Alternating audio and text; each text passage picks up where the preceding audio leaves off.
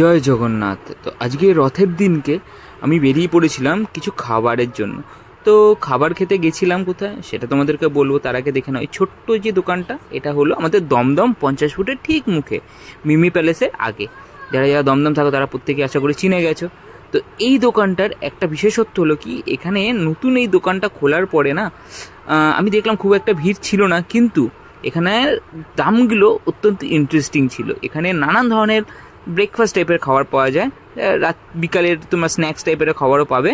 তো এখানের খাবারগুলো দেখো তোমরা, কোল্ড কফি 25 থেকে স্টার্ট হয়, ঠিক আছে। আর এই যে ম্যাডাম পোজ দিচ্ছে কফি খেতে গিয়ে, পোজ দেওয়ার পরে একটা খুব সুন্দর একটা দেখো তোমাদেরকে অ্যাপ্রিসিয়েটও দেখাবে যে জিনিসটা খেতে ভালো হয়েছে।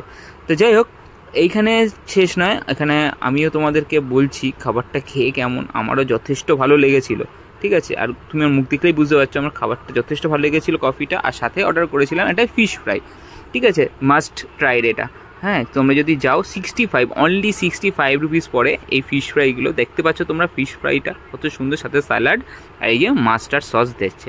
তো এই সব জিনিসগুলো তোমরা যদি আশেপাশে পাও তবে তোমাদের মন তো খুশি হবেই, সাথে খুশি হবে পকেটও, কারণ দামটা অনেকটা কম।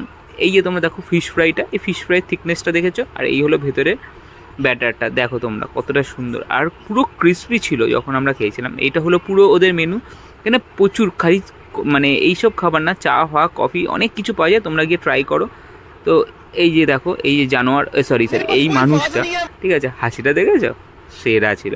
তো এই মানুষটা যখন এই খাবারটাকে শুরু করে, তোমরা প্রথমেই দেখে বুঝতে পারছো খাবারটা। তো ভিডিও করাতে, এই খাবার খাওয়ার সময় ভিডিও করাতে একটু রেগে গেছিলো, কিন্তু অ্যাপ্রিসিয়েট করলো যে খাবারটা সত্যিই খুব ভালো ছিল।